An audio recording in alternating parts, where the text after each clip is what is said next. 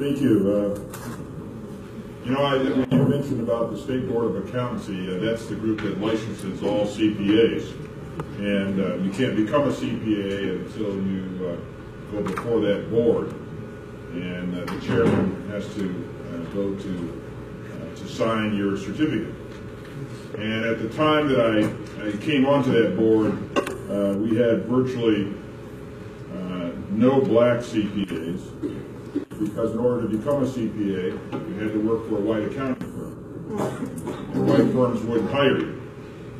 And I remember so distinctly walking up and down Woodward Avenue and all through the Penobscot building and all through the office buildings down there, going door to door to each accounting firm asking them to hire me.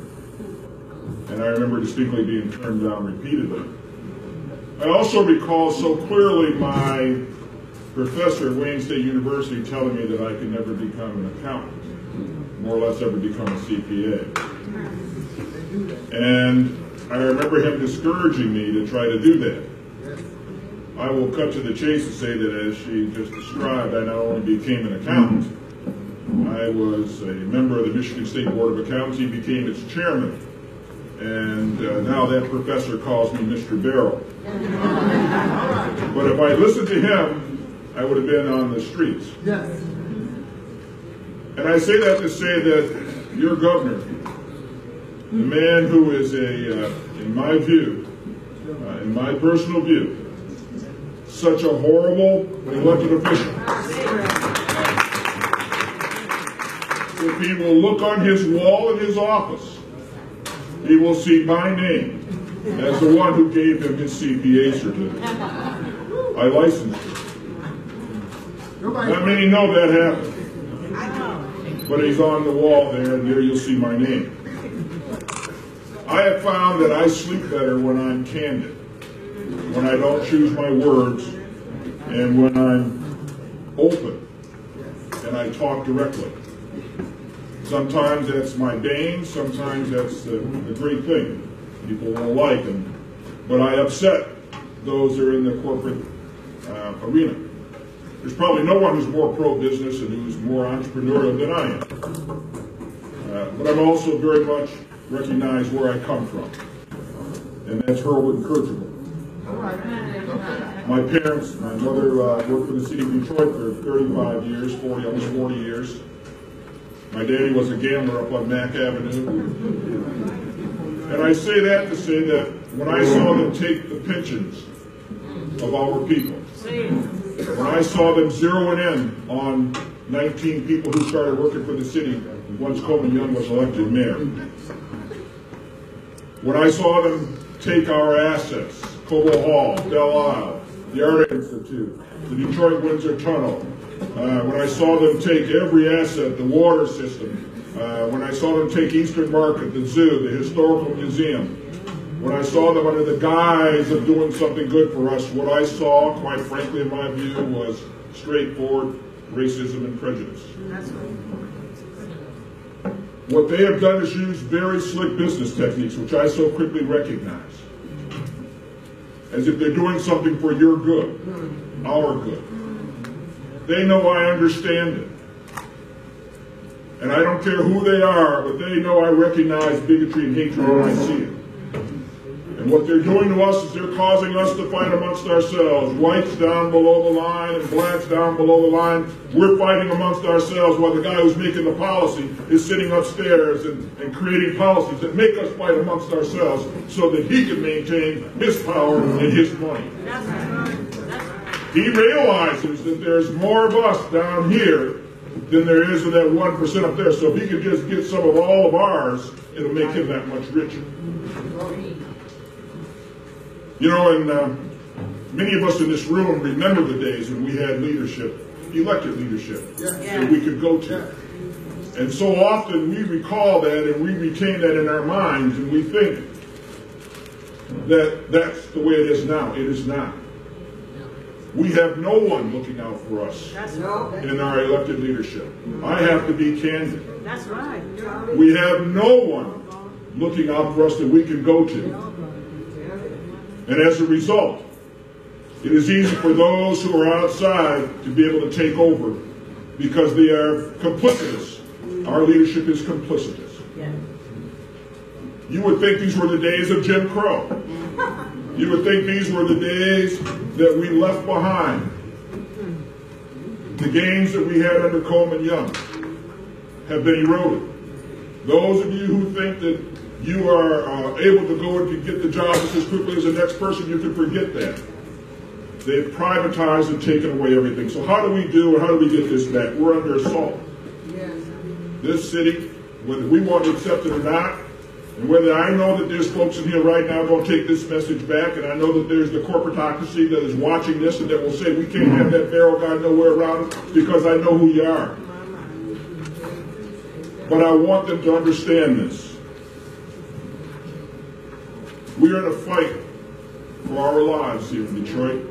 And black folks and working class white folks, we need to be together and band together because it is about all of us being erased. To minimize us and marginalize us. And it is so clear. And so how do we do that?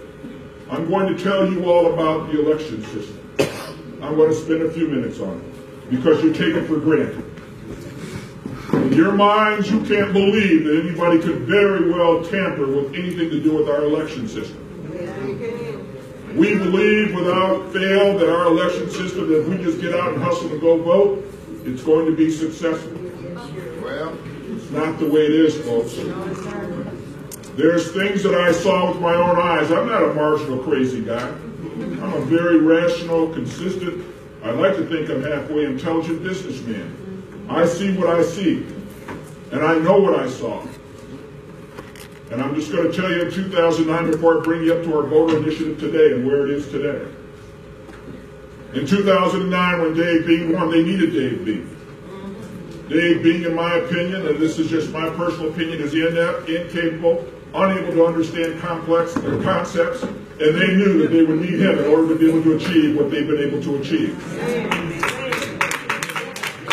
They also knew that if I was sitting there, that this barrel guy would never go for this, so they had to make sure that he was there. But before I announced, I did polling. I knew what was going to happen. I knew that we would blow him out because he wasn't a Detroiter. I knew that Detroiters would see the difference in the distinction.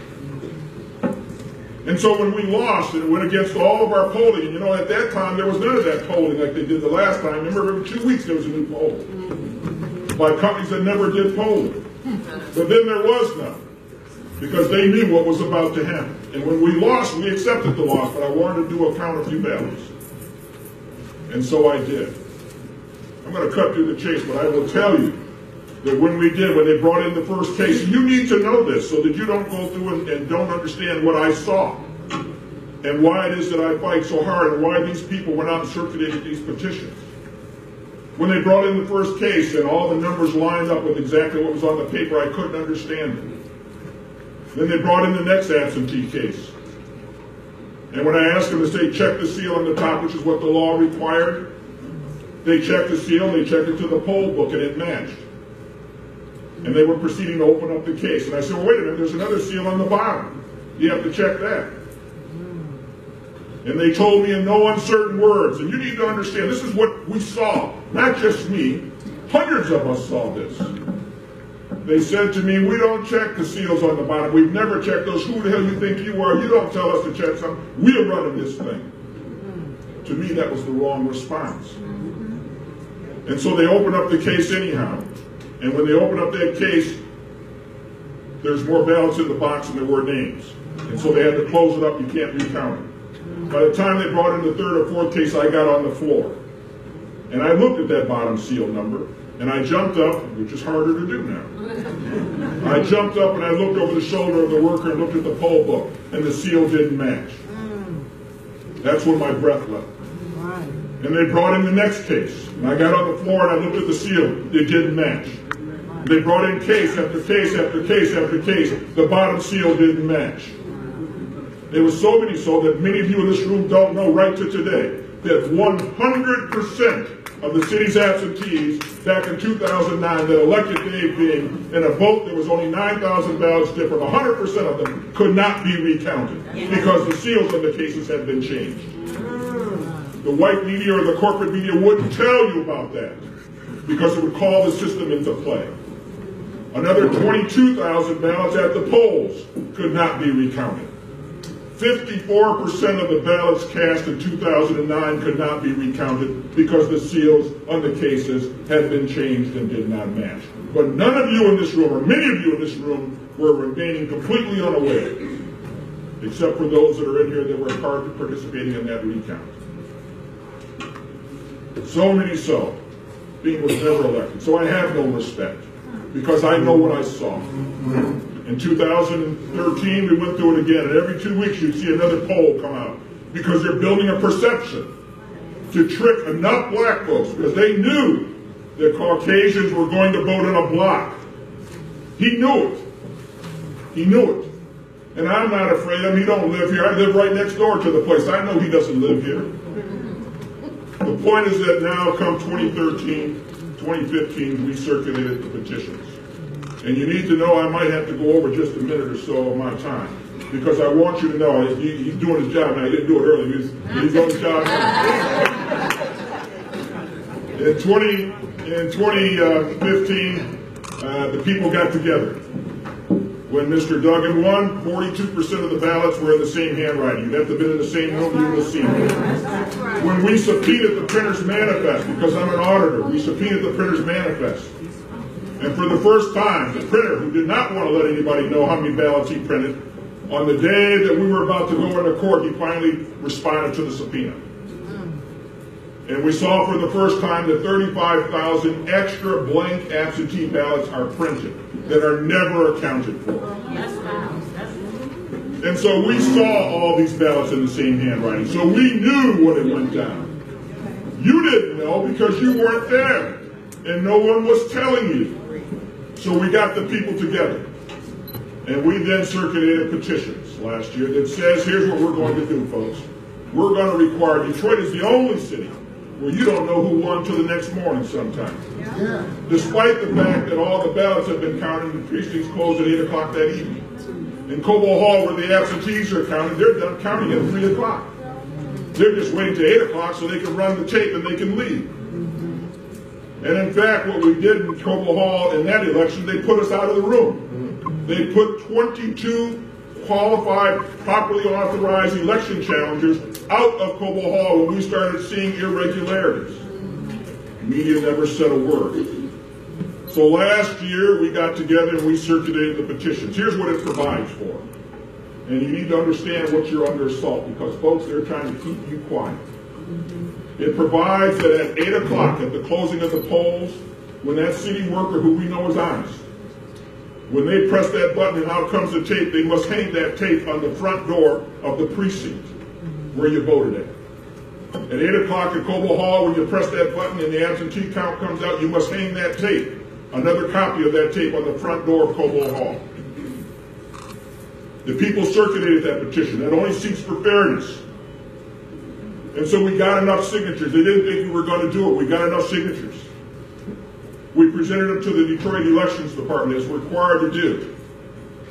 On May 8th, I went down, they said, you have enough signatures. But we didn't get the formal notification. They have 60 days for the council now to vote it into law. Mid-June, we finally received a letter dated May 8th, which means 45 days had passed, and you have only 14 days now for the council to vote. They don't move that quick. Janice Winfrey knew that. She deliberately held it up. I'm not angry at Janice Winfrey. I'm angry at us for not rising up against this, because she is coordinating all of this. And so as a result, it goes over to the council, to the elections, to the committee called the Internal Operations Committee. That committee then had the law department take a look at our ordinance and came back on July 22nd and said that your ordinance is proper. The ordinance provides that you as a citizen, if they don't hang that tape on the door, you can complain to the Inspector General. He has 10 days to make a determination. And at the end of that 10 days, if he finds that you violated the ordinance and didn't hang it, he then can report to the Election Commission and you are banned from being able to work on a city election for 2 years, and you're fined $5,000. The city elections law department came back and says your ordinance is proper. on July 22nd and said we would like to just have an opportunity to put it into proper ordinance form for the Detroit City Council to pass it into law immediately. That's a reasonable request. We agreed. They were going on recess July 31st, so all during July I called the city law department to meet. I called, and I called. Andre Spivey says, we're going to do this, don't worry about it, Mr. Barrow, you just cooperate, you just help us out. George Cushionberry says, you just don't worry, we're going to pass this. All during August, no one responded. We come back in September, the day it's supposed to go before the Detroit City Council, and they bring back an ordinance that's entirely different, that I had no input on. A criminal ordinance. I said, well, we don't want a criminal ordinance. We're not trying to put somebody in jail over this. Their ordinance required, that they wrote, that you have to go and file a complaint at the police department, at the local precinct. Their ordinance required that the local precinct sergeant at the desk would then refer to an investigator who would investigate at some point. We know that's never going to happen. And then when that investigator's done, he's going to turn the results of this investigation over to the city law department, and the city law department will make a determination whether or not they're going to do anything about it. Well, you know, that's going to take years. We see through that. That's a scam. That's a hustle. So we said, no, we don't want that. We're not going to participate in that. That's not what we want. Now I will give you the final coup de grace on this. After we said no, that we will not do that, it then got referred to the Detroit Election Department to put it on the ballot right now. It's supposed to be on the presidential ballot in March. I called the Detroit Election Department every other day, all during December, all during January, all during February. No one knew when they would meet. I get a call last week from somebody at the council level and said, it's on the council's agenda tomorrow. The Detroit Election Commission refused to put it on the ballot. And they met on December the 3rd. December the 3rd, you met and you never said anything to me? And it's our ordinance? It's the people's ordinance and you never said anything? We didn't have a chance to say anything or testify? No, folks, they're doing it behind the scenes. You don't know anything at all about it. But here is the big thing, though. On the same day that the Detroit Election Commission met, David Robertson, a Michigan State Senator from Grand Blanc, introduced legislation, House Senate Bill 634, which says that no city inspector general may become involved in any city election process. There's no other city in Michigan that has an inspector general but us. There's no other city that has an inspector general named in any initiative. It says that no citizen can initiate anything of that sort that would involve somebody outside of the city's election department. That's Duggan. That's Duggan calling on his friends. So you need to tell your friends, because we are now in the process of going to court. We're about to take him down. We're not going to lay down. We come too far. You know, like Brother Chokwe, you know, I got that same kind of blood running over through the tail end of my bones and my veins too. The people now have got to stand up. This is more than just us, just more than just me. This whole state is watching this. There's nothing wrong with our ordinance. Our ordinance was approved by the city's law department. It has since reversed and changed its mind and said that no, it's all illegal now, arbitrarily. So I will close here by saying to you, you've got to rise. You've got to help us to be able to do this. We've got to go to court. We've got to fight this like we fought casino gambling. If you recall back in 1987, when casinos were authorized by the state of Michigan, there was a group that circulated petitions that said even if casinos are authorized in Michigan, it shall be illegal until the people of the city of Detroit vote to have it. We are that group that did that. And you got a chance to weigh in. And you then voted to approve casinos ultimately after turning it down 3 times. On the 4th time, they accepted it, and we have the casinos. And you can see they violated every single promise that they made. Because we have no leadership. That's right. We are all used to Coleman Young and the strength at the top. It is no longer there, folks. There is no one now looking out for us. The way you got to take it back is through this ballot box. You got to take it back. You got to fight and resist this thing. You got to stand up against it. And the folks who are sitting at home right now looking at this on YouTube or looking at this wherever it is, you have a duty, a responsibility to stand up and to fight and to take your city back. to bring us all together. We don't need to be at loggerheads with people who are moving in from the outside. We all like growth. We all like that. They don't know. They don't know. They just come in where they see an opportunity. But everything that's going on downtown would have gone on anyhow because they're making money making it. Right. There's nothing, but they're leaving us out again out here. Black folks, working folks, ordinary folks are not participating in this. And we don't need to be apologetic anymore. We don't need to be reluctant to want to stand up and say that what you're doing is wrong. We don't need to be apologetic and afraid we're going to upset, and I mean this in a gentle way, but in a truthful way, not that we're going to upset some white person somewhere because we have a sense of inferiority and can't look them in the eye. No, those days are all gone. We need to stand up now as co-equals because we need to work together. Having said that, I'll end. But your election system is under assault. You got to take it back. They're keeping this system in place now for Janice Winfrey and her congressional race. And I will tell you, folks, I don't care what any of you say, John Conyers is toast. He is toast. I don't care how much you're going to go out and hustle for him. They're going to use the system. He's going to lose by a little bit, but he's going to lose if you don't take your system back. It's going to happen. They're doing this now. This is the payback to Janice Winfrey. That's why she then put him on the ballot when he wasn't qualified. That's why they had a secret meeting in December without informing us. That's why they have introduced legislation to try to block this, and now they're stalling for time to have that law go into effect for that Senate bill to happen. I'll close. The Citizens for Detroit's Future needs you. We need you to stand with us to help us. Our website will be up. We need you to donate $1, $10, whatever you can afford to help us hire this lawyer. I'm meeting with them next week again to lay out the plan. But we've got to fight. We've got to fight because they've taken everything you own. Your school system is gone now. And they're leaving it now. They're going to use a slick financial move to laden your current schools with debt. Leave it as a shell. And so that all your property taxes go to pay the debt over here on this shell. And they're going to create a whole new fresh system over here, fully funded with the state money, and privatize it. This is the Republican plan. That's what's happening to us, folks. That's what's going on. We got to open our eyes and look around. You're all here, I'm preaching to the choir. I understand. But I also want to inform this choir. I want you to know and walk into things with your eyes full open. What's happening to us is not an accident. It is a plan. It is a complex, sophisticated plan that relies on our lack of knowledge and ignorance of what's going on about us and the sophistication of what it is that's going on. Detroit has trained, qualified folks, like the sister here, Alice here, the lawyer, and others who are capable, every bit as capable. And one of them down there.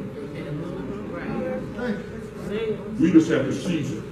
We have to now recognize we take it all back to the ballot box and bring everybody together, all the people together, black and white, Latino, Hispanic, or whatever we want to call it, the people, Asians, everybody who's moving in, bring them all together.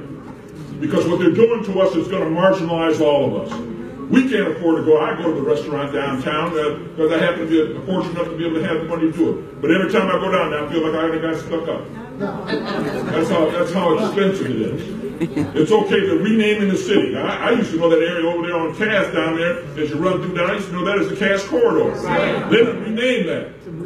Every aspect of it. And I'm not an angry black man. I'm a black man who understands what's going on and want to include everybody, not just those select few. And the guys who are making these rules are at the top, causing us down here on the bottom to fight amongst ourselves. And when we say something about it, and other people say, well, why do you complain about it? I'm not like that. No, the guy up there who is like that. So I'll just leave it right there. I get too worked up. I'll continue on. I don't mean to dominate the rules. I mean, we know a little bit, but it was all a good feeling, and hopefully you'll all understand as to why it is. Thank you all very much for your time.